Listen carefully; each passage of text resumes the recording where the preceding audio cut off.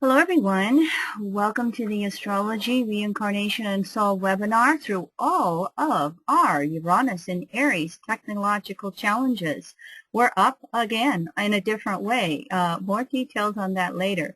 But as you can see from your screen, who I have with me is Michael Pinchera. He's going to be speaking upon the Venus-Saturn conjunction in Scorpio. And so welcome, Michael. Can you hear me, Michael? Hold on just a second. I think I have Michael on here. Hello, Michael. Can you hear me? Yes. Okay, good. Okay. Well, thank you, Marie. Yeah, sorry about that. We're just a little frazzled here, Leroy and I. We're on this recording. Let me just speak up and say one more thing to all of our attendees. I am actually up and running off of my little Verizon jetpack, so if we have any problems with not being able to keep ourselves up and running with this, we will reschedule Michael and see what else we have to do to our equipment to keep going. Michael, I'm going to turn it over to you. If you would please introduce yourself and give people some information on your background and your work with evolutionary astrology, please do so. Surely. Thank you for listening. Yes, my name is Michael Pinchera. And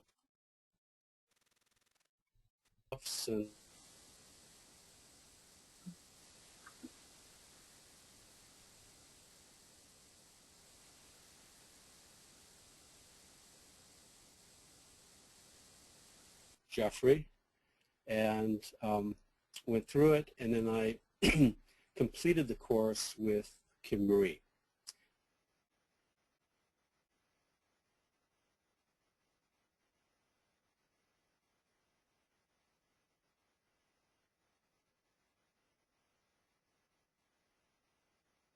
Where I am here.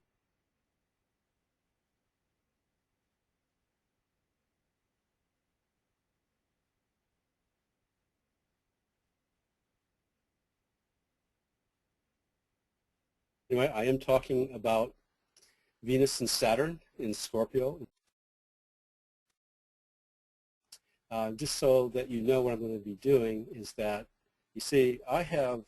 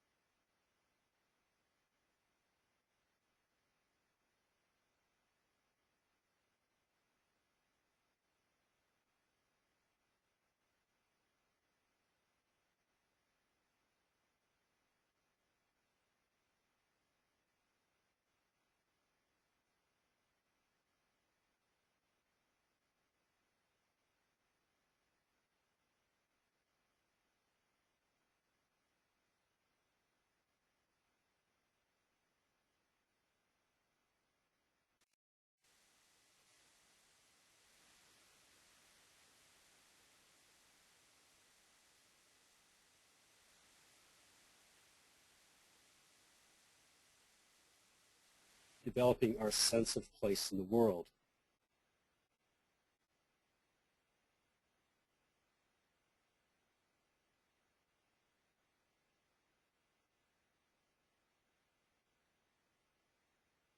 What happens in between here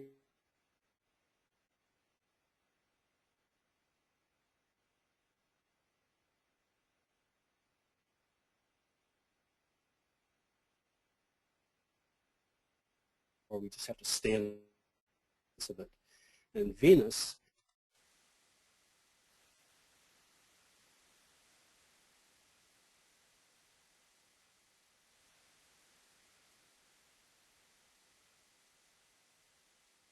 what is good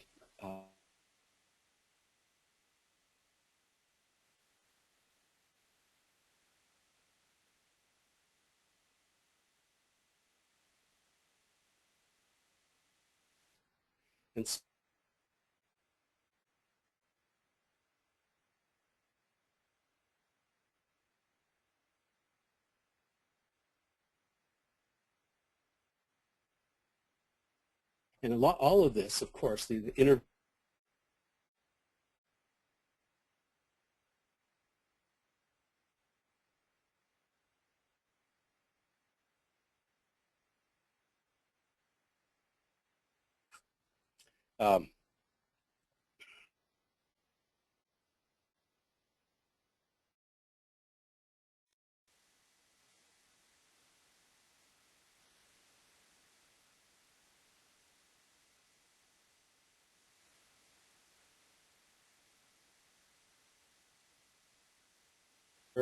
um, showing some of the basic things about Venus, okay, this awareness and our way we feel about ourselves, and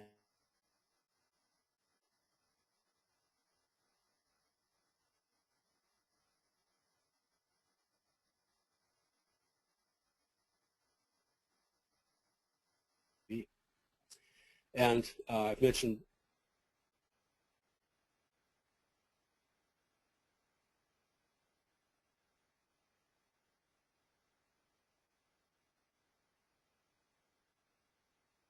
balance. Okay, where do I where am I in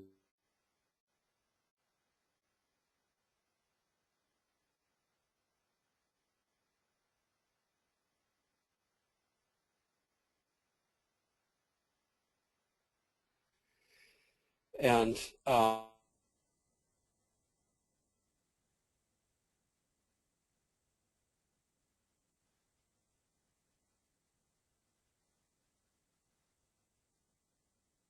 eliminate experiences. This is what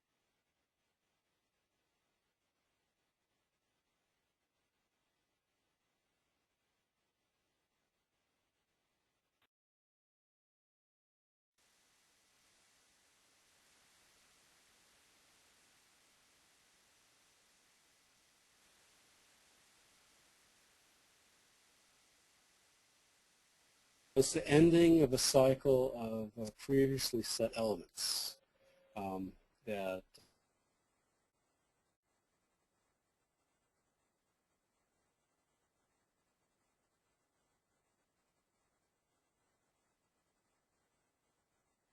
self-esteem and values are showing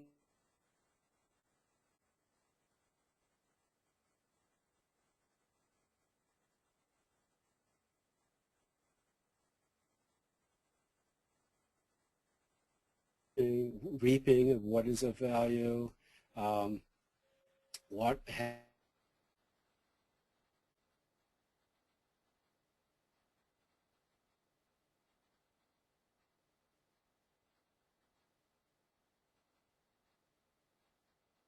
towards Saturn, the lessons around self, value, and relating, what is the truest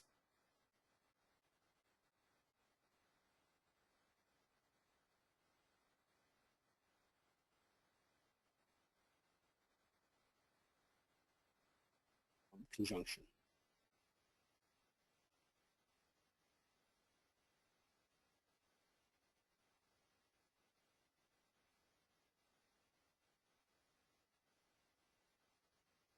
Accepting oneself and being at ease with oneself.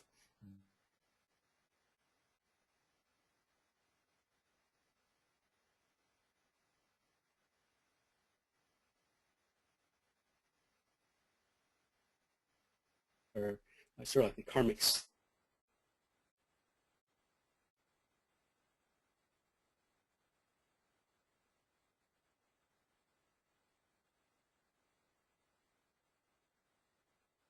They're the triggers.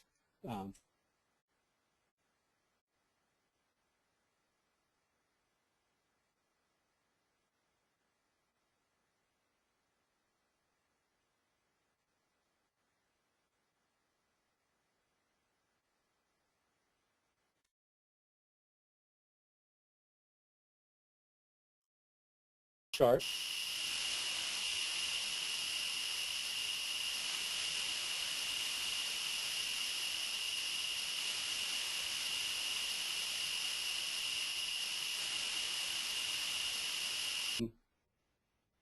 In the 7th house, okay. 7th house, very much connected with this. So here,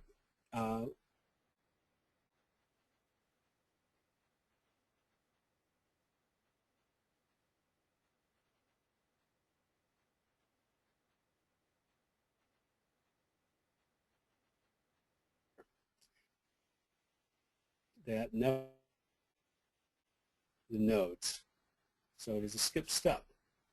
And skip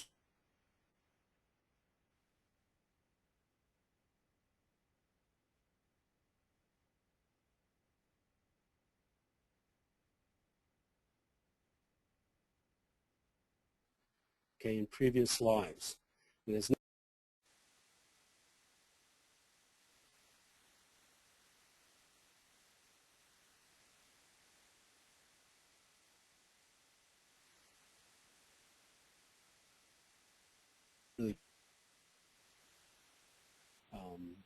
spiritual identity. Now, I was born in I would say, a first-stage individuated family. And my parents were both 19 years old when they had me. They had high school education. My father was a second-generation Italian. My mother was from the South. She converted to Catholicism to appease my father's mother. I had 3 younger brothers by the time I was 9. So my parents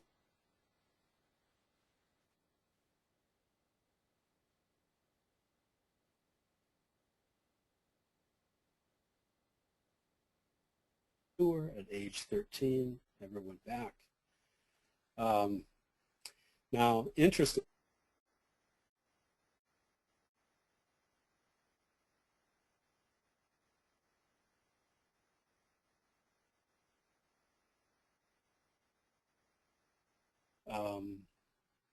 player in my development in a very Saturnian sense.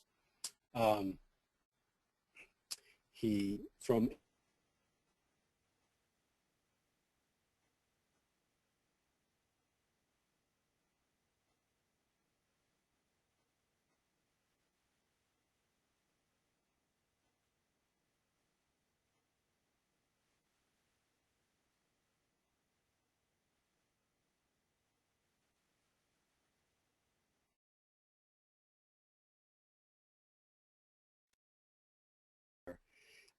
during adolescence. Adolescence is when Venus truly is birthed in a human, one's human life. My own intellectual, my nonconformist interests, my artistic interests were threatening to my father. Okay, and he himself was a frustrated artist, gave it up because of its so-called impracticality, and but because did not follow his particular view of how a son should follow in the footsteps of the father and go into business with him and all that and a lot of other things. I was a competition for him in a certain sense, but he did not know how to relate. But he did not accept me either, and so he was. In this way, he very much exemplified how Saturn can really hold Venus back. I would say that, no was his favorite word for things that I wanted. And let's see what else. Oh yeah, plus, there's this whole cultural thing as being firstborn in an Italian family. I had a certain distinction, and that kind of like helped me, kind of gave me a buffer with my father. I'm not saying that's, the buffer itself, the cause for the buffer is not such a great thing, but I'm grateful for it. So that's part of my background here. Other aspects as far as relationships. So I was also, I kept a lot to myself. I did not share much with my father, and also because of his judgments and well, his judgments on me, I would retreat inwardly. Okay. And that was my survival thing. So there's Venus being definitely covered outwardly by a parent, and it became internalized. Okay, so I carried that throughout much of my life, which we'll get into a little bit more later. So I'm going to jump ahead a little bit and get into another aspect of Venus in Saturn. So when I was 15, okay, my girlfriend at that time experiences her sexuality fully with supposedly a good friend of mine, and so there's that sense of betrayal and and on by both parties. So I had that very strong experience, and kind of became a signpost for that time. So actually, since that time, I was sort of like all throughout until a certain experience, which I'll talk about later, serial monogamy was my modus operandi. So in 1971, 17 years old, had my first experience of intercourse. 18, my girlfriend, we had an abortion. She had an abortion. And then 19, following in my parents' footsteps, so to speak, out of guilt, feelings of duty. Here, Venus and Saturn. Saturn really holding Venus back. I had all my reasons why not to, all my feelings of not wanting to. but I end up marrying out of guilt, and which lasted for 2 years. And that's, Saturn transit pretty much, and so I got out of that, but it was still something I had to work with. During this same time, by the time I'm 19, okay, so I married, lasted for 2 years. I was in art school. I worked at a commercial art studio. 21, I'm divorced. As I said, then serial monogamy. What I consider my first adult relationship with Alice, and which lasted about a Saturn transit. Met at an art gallery, Venusian kind of place where we worked. I've been involved with an anarchist group. I left the group there after a few years, but I'm still in the social circle.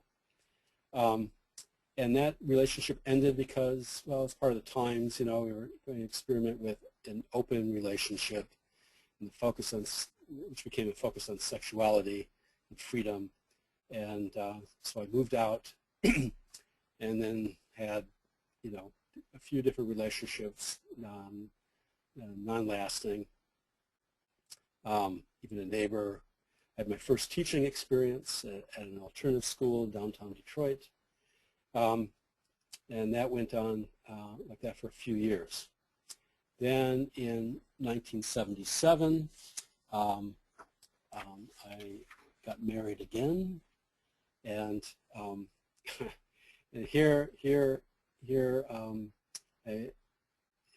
this Venus thing is what it's really needing.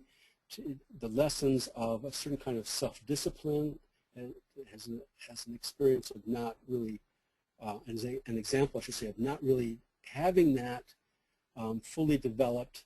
I meet Kathy. She's married. I end up moving in with her and her husband, but Kathy and I are together, and that provided for some high drama, as you can imagine. It was during this time, 77, this is when I started studying astrology, spirituality, devouring books, met anthroposophy, and all that. So here is moving on to 1983. And I'm still married to Kathy. Here's my natal conjunction here. Here is 1983 conjunction, still in the 9th house, just past my natal position. Pluto right over that position. And this is starting a 12-year period, a Pluto transit of very strong lessons in relationship. Okay, and just go back a little bit to 1978. I met Siddha Yoga, so this is part of this whole thing. Also with this Neptune here, had Shaktipat experiences with Swami Muktananda, if you know him. Even considered becoming a sannyasin, and I went from the attitude of I don't need no stinking guru to I have the best of the East and the best of the West, the Siddha Yoga and anthroposophy, and later on I ended up going to study Waldorf, but I'll go to that later. But anyway, in 1982, my daughter Lila is born, and I was studying anthroposophy and Waldorf education at this time. I took a year off from school because my daughter was around. And let's see, I worked more intensively, just to make money, that sort of thing. So working hard to make money. So 1983, the exact Venus-Saturn conjunction, transiting Pluto over natal Venus-Saturn conjunction. So January 18th of this year, in 85, which happens when Pluto's moved over a bit, this is when I had made the decision that anthroposophy, spiritual science, as my my spiritual path, after a very tremendous soul struggle of what spiritual path I really wanted for myself between that and Siddha Yoga. Anyway, January 18th, 9 p.m., I know the time I made that decision. December of that year, so this is part of the Venus, Pluto moving over this, and part of the start of this 12-year period of learning these lessons of Venus and Scorpio as being exposed and challenged by Pluto. So in 1985, Kathy, my wife, started exhibiting personality disorder, and she moves in with her parents, and spring, summer, somewhere in there, I filed for divorce, put the house in her name, and Lila and I move out. And living in my aunt's house, I'm going to school full-time, working full-time, and I have a 3-year-old daughter. And so it's a very, very Saturnian time, and also very Plutonian time. The intensity was incredible. So then come 86, well, I'm also, during this time, I'm like commuting 120 miles a day, so it was just quite incredible. And so during this period, the child care provider for Lila, Charlotte, I ended up getting in a relationship with her, another time where I'm in a relationship with a married woman. And so I ended up getting a teaching position. I took the year off from Waldorf when my daughter was born, then I went back, and that's what I was going to school for. Graduated, and then I get a position to teach at a Waldorf school in Austin, Texas. And Charlotte moves to Austin, Texas before me, and then Lila and I follow. And so by the time 1990 comes about, I jumped a little bit. So we were there for a few months later. I suggested that Charlotte go back to her husband. And then in 1990, Pluto enters my 10th house. And so, the whole Venus, Saturn in Scorpio is highly charged with Pluto in Scorpio. And now moved to the 10th house. I'm now teaching full-time. And I meet this Mary Maxine Brown, eurythmist. I got a secret wish of my own fulfilled by that. I met someone who has the exact same birthday as myself.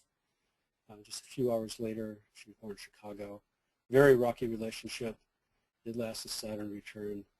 And then I have a relationship with my daughter's kindergarten teacher that's going through divorce. And anyway, so that goes on for a while. Then in 1993, I meet this other woman from California, and Lila and I moved to California. And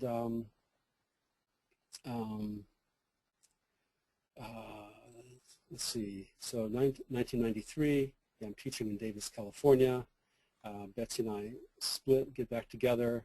We discover she's pregnant. We get married. The relationship's rocky and then starts getting mysteriously weird. So Pluto is really trying to get my attention, and I've not learned my lesson yet. So so then the birth comes in 1994, the birth of this child, and she prevents me from attending the birth. She changes the first name of the child. We move in separate houses. We do counseling. She files for divorce. Makes it difficult to see the child. Starts child support. I'm briefly homeless for 2 weeks. I'm still teaching. And then I'm asked not to return that year because it's just this relationship's created turmoil in my life. and so teaching. So I ended up for a year and a half, I'm in California selling cars of all things. And so by late 95, Pluto enters Sagittarius and things start letting up on me. And at this time, I felt like my life had hit bottom, okay? And I'm starting to really, I got what the lesson for my Venus-Saturn lesson was, and what all the insecurity reasons I was getting into not multiple relationships, but serial monogamy, and not being clear with certain boundaries and getting involved with married women, etc. You know, I finally get it after Pluto. You know, the Pluto train runs me over a couple times. Okay, so I applied for a master's psychology program. I'm accepted starting the fall of '96. And that summer, I go back to Michigan to work with my brother and living with an old friend. I'm offered a teaching position in Idaho here, where I live now. And I visit in May. I accept. I move in August. Lila, at this time, during the divorce, she's living back with her mom. Lila and I take a road trip from Michigan to Idaho via Texas, and camping out all the way. And so anyway, I'm there for a while. I'm not wanting to get involved in any relationship, so I'm not for a while. I meet Andrea. I'm attracted, but probably for the first time in my life, I resist getting involved in a relationship. This is about really the kind of objectivity and self-discipline that Saturn is really calling for of my Venus. And but you know, ended up being that, well, I did not pursue the relationship. It ended up being that later on that Andrea was attracted to me also and was going through the same kind of thing. And in the following year, we actually end up marrying. We're still married. And so that same year, that's when I enrolled in Jeff's Pluto school. And at that time, some interesting things happening that something I had suspected, and that is I had a scheduled visit with a child in California, and you know, flew there from Idaho and drove and everything to get there, and they weren't home. And Betsy ends up that following year getting remarried. The new father adopts a child. Then I find out from a few of her friends that the child's father is actually someone else from California. So that's a whole other thing that you know, she was this Pluto person, if you will, that came into my life to help move the needed lesson here to move forward quickly, not painlessly, but very quickly. So at this time, I'm teaching, and I'm a mentor to other teachers. I'm an artist painting, you know, and things start opening up more. Taught a lot of different classes, showing my artwork in New York and other places around the country.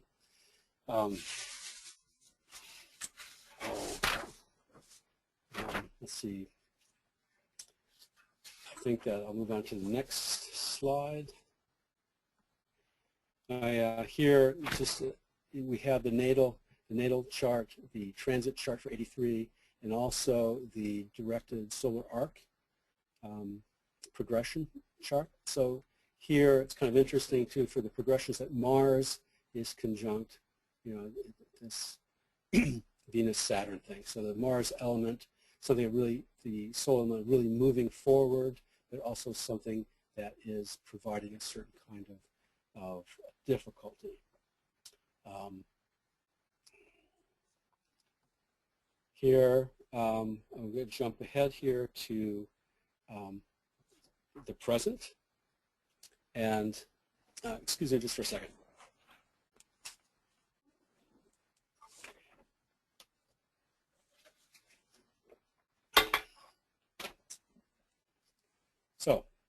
here we have the chart for today. So interesting, I'm doing this presentation on Venus and Saturn in Scorpio conjunct. And of course, as you know, it is that now with the North Node. And it was just a half hour or so before this presentation that the exact conjunction happened. So it's just a few degrees away from my natal conjunction. And so Pluto now is in my 12th house as far as it's transiting. So what has started here, in a certain sense you can say, and it's gone through here and now ends up here. So a certain cycle has ended, and also the fact that Venus is now waxing from Saturn. It's starting this new cycle. And I definitely feel like that there is sort of a new life happening. I mean, I've been feeling this for a little while. It's been happening for a while. And so the experiences that I went through prior to this time, it's not to happen again. But I'm starting something new set of values, new sense of self. And my the North Node, I should say, is now in this area here. So this whole, whenever the nodes are transiting, wherever they are, especially at the time of their returns in our charts, it is a recharge, if you will, of our spiritual intentions, okay, that we're bringing into life, okay, especially the North Node. And here are the same two charts with the progressions for today. And so we have, it's interesting here, we have the North Node. Now we have Pluto right here, okay, that this whole sense of new birth has happening. I mean, it's a waning in this particular cycle between 7th and 10th house, okay, and something something has been reborn here. The progressed Venus-Saturn conjunction is now in the 12th house, conjunct the transiting Pluto. And so it's just like another indication of how these lessons have been learned. And here, I mean, it's of course it's the natal progression. The same positions are here, but the lessons have been learned. They're ending a cycle. Not that I'm not needing any more lessons, but it's certainly coming to a head here. Now here I have, just the transit charts, natal 83 and 2013. And just looking at the lineup here between how Venus is waning here in this time of my life, and has since then changed. It's now going on to create a new cycle, as I've said before, setting up a whole new sense of values. And this this manifests in many different ways, not only internally, but also outwardly. A lot of my lessons since this very hard period, that's the 12-year period here, throughout the 90s, 80s and 90s. Also with material goods, finances and all that, I was really struggling hard. Lack of money most of the time. And since then, things have changed a lot. I've not been in need. And I was telling Kim earlier, for the past 5 years or so, my wife and I have been making plans to move out of the country, and we've been traveling and checking out different places. And we, for the past 2.5 years, so for the past Saturn transit, we've had our house up for sale, and just today, a couple hours ago, we had accepted an offer on the house. So it's like perfect timing, you know. So I guess what that really comes to is that how what manifests in the outer world in our lives around us is really a mirror of truly our soul nature. And so we may do all the affirmations. I mean, affirmations are good, they do things, but if we are not doing the internal changes, then the affirmations are very limited in their efficacy. So here's this picture again of Saturn and Venus. You know, so yes, Venus, it gets covered by Saturn, can be, and that's only in the need for Venus to be able to find its more rightful expression, and Saturn will uncover Venus and support Venus and even give form and a containment, a vessel for Venus to shine out into the world. And here is some information for me. If you feel like you'd like to be in touch with me or have questions or would like to have some astrological work done. Kim, are there any questions? Michael, can you hear me? Yes. Oh.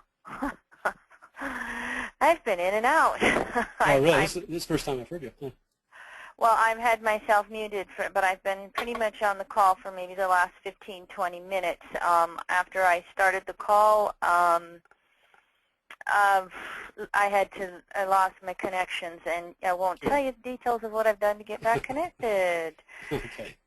So, Michael, I did have one person who wanted to say, could you summarize what you think your core lessons are as a soul? Mm-hmm. What do you think your core lessons are for your soul with these evolving Saturn-Venus lessons? So yes. If you want to give a recap on that, and then if anybody else has questions, you can type. I think that I have the ability to also mute and unmute people. Okay. Michael, all what right. did you learn from what you shared? Yeah, well, on different levels. One is having to do with feeling comfortable with myself, okay, and overcoming a lot of the lack of self-esteem that, you know, one could say started with my relationship with my father. I mean, he was just a player in an evolutionary lesson that I needed, that what I feel, who I am, what I do is of worth, and I don't need to be shy to share that. And yeah, and I still work with that, but nowhere near like I had to years ago. So that's on one level of it. And the other one is, as I had mentioned before, just having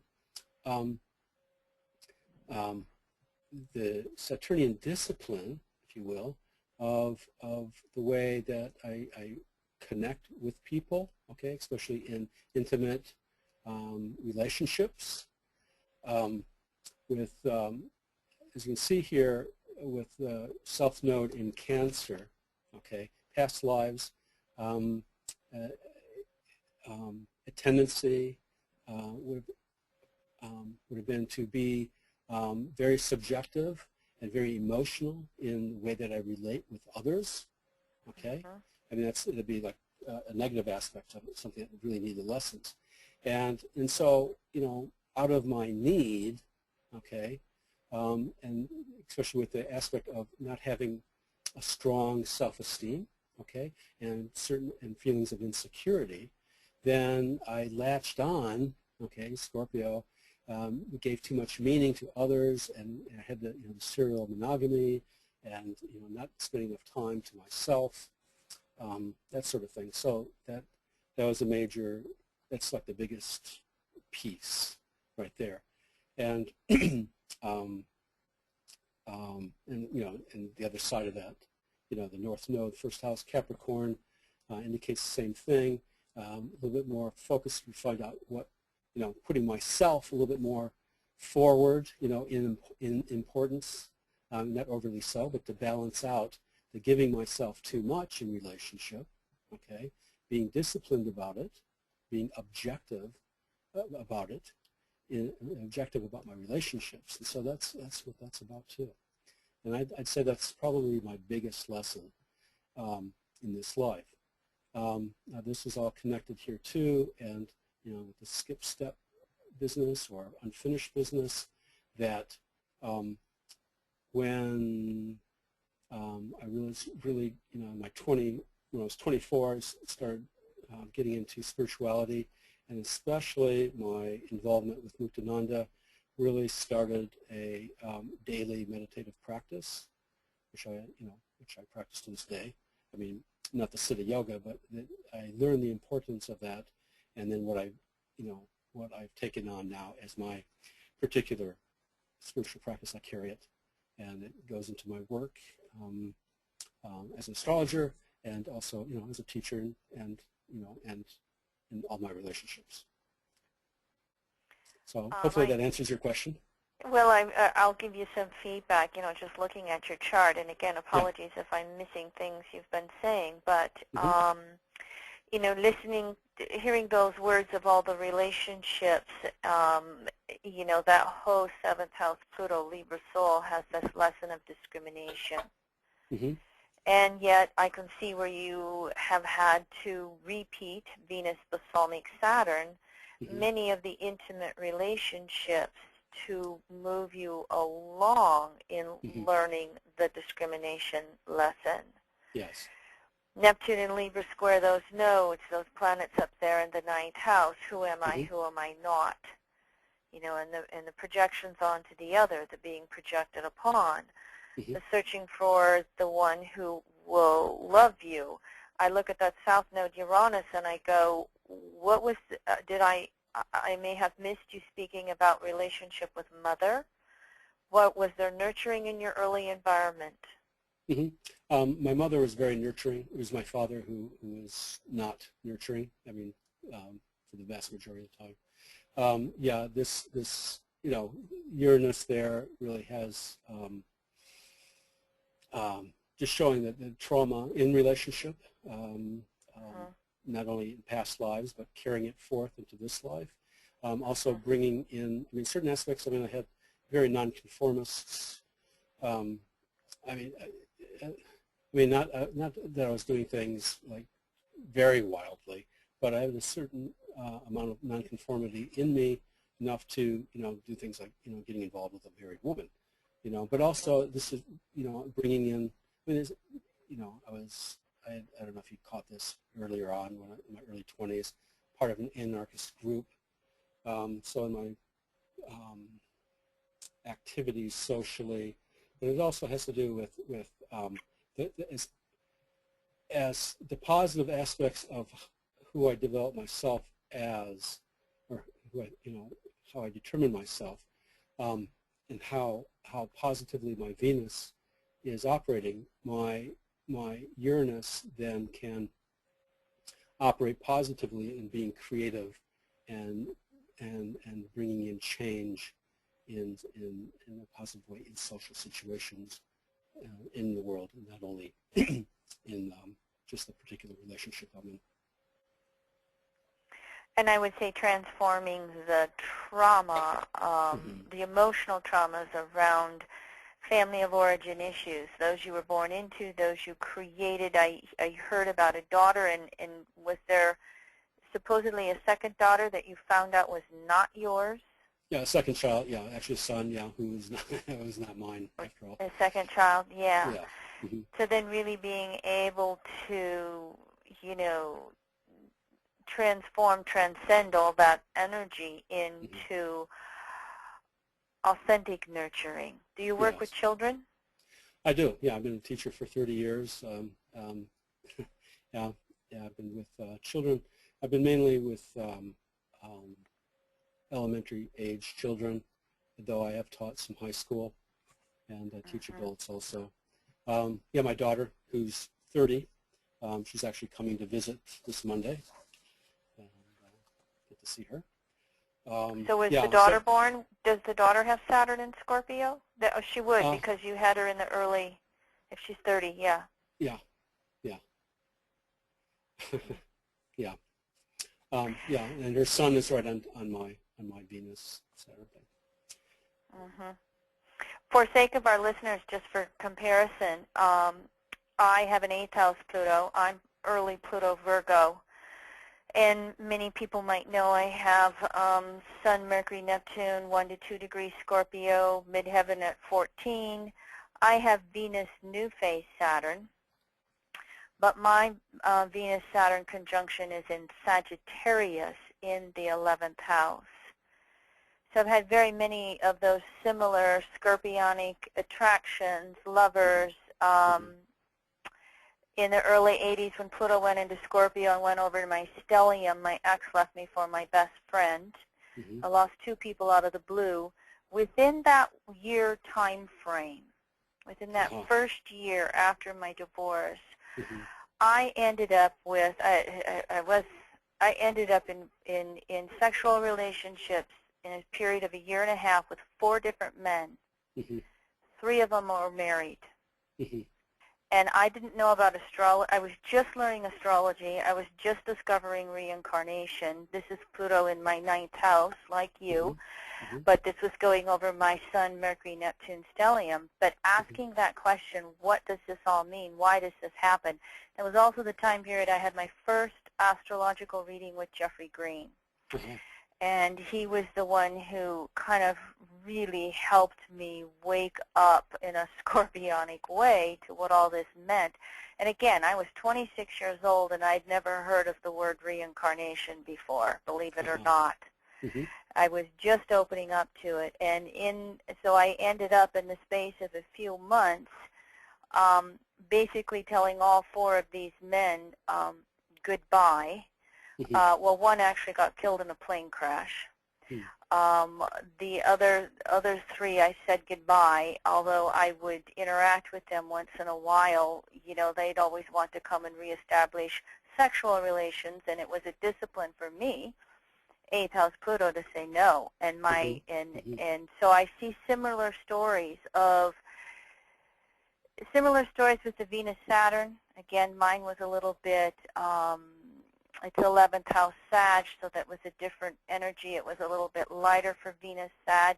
I was searching for truth, but all of that Scorpio energy in the 9th house, basically I guess what I'm recapping is experiencing that scorpionic depth to get to who you authentically are. Yes, indeed. Would you say you can that had been the case for you too, Michael? Oh, totally. That's it. Yeah. I mean, it's interesting. You have that in Sagittarius, right? Yeah, but mine's in the 9th house. So there's something kind of mutual. Yeah, there is a similarity there. You know, the again, I'm seeing the scorpionic experiences to get to your own truth, and perhaps sometimes just going to that taboo edge. I mean, I was so wounded over my ex leaving me and so codependent at that point in my life that I was nowhere looking for any relationship.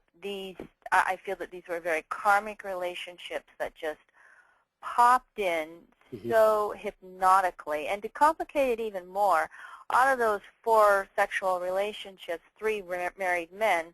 2 of the married men were my bosses. So then feeling like, whoa, what did I get myself into, and how do I get out of this? Yeah, sure. And one of the bosses was killed in a plane accident. Right about that time, I had that first reading with Jeffrey, and the second boss was evolved enough that I could really just say, hey, listen, this is what I think's going on here, and I can't, I'm in too much pain and wounding to even consider something like this. And I was actually able to continue working for that person for another 4 more years, and eventually sold the business, ended up with new people, and I was able to move into at least what would I say, acquaintance phase, I guess I would say. You know, remained communicating with each other off and on over the years. But that can be that 8th house Pluto, but that's that Scorpio energy. Yeah. You know, and this is to be doing some summarizing. This is all this Venus, Scorpio, North Node stuff we have going on right now. You know, everybody can be finding all kinds of different scenarios rising to the surface, testing power, testing powerlessness, testing your separating versus returning desires, bringing up the situations that help you find who am I, who's the real me. And, of course, when you look at that Venus, Saturn, Scorpio there, you know, Venus, Saturn, and Scorpio, there's this need to really find your own inner self-empowerment versus trying to live it vicariously through the other person. Exactly. And then you can move into, again, that transference of karma mate to soul mate, which is the Michael I know. I had no idea you had all this history, Michael. I'm not surprised. Yeah. And so most people don't know I have all my history. Yeah, I know. Well, I think that is the way it is. You know, I told, you know, we as teachers in the Waldorf school, we do different things together, and we were doing biographies. When I did my biography, somebody said, you know, you need to read a book, and people were entertained by my biography. But, you know, one thing But we can also say that in the midst of it, there is a lot of that scorpionic insecurity, pain, all of the separating seductions that are just trying to keep you in your confusions. Exactly. And it takes an effort, you know, and there's your 9th house trying to crawl out of it into a deeper, broader truth of yourself. And I didn't mean to interrupt you. What were you going to say? Just something that I didn't bring up, you know, just the inner and outer nature of Venus in relation to Taurus and Libra. It has to do with this, you know, really it's, you know, you're mentioning it, you know, it's about listening, you know, we really have to listen to ourselves and be true to ourselves. And,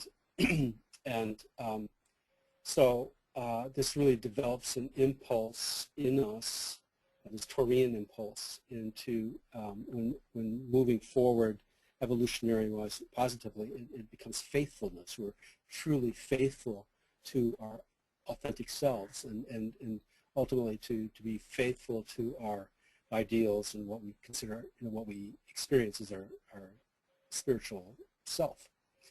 And then the other listening is listening to others. You know, that's what really the relationship's about. You know, because prior, you know, before learning the lesson, I'd say that I wasn't so much listening to the others. I mean, I was kind of like a listening person, you know, and, you know, out to superficially to some degree, you know, but I would say, you know, I was more acting out of my own compulsions, out of my own instinct, sureness, you know, yeah. Your own not truly listening to another person. Correct. Let me check in with everybody because it looks like I'm stable on the call, and I can mute and unmute, I think. Do we have comments or questions from anybody in the audience? And you can either raise your hand or type something into the questions, and I'll be able to see it if anybody has questions or anything.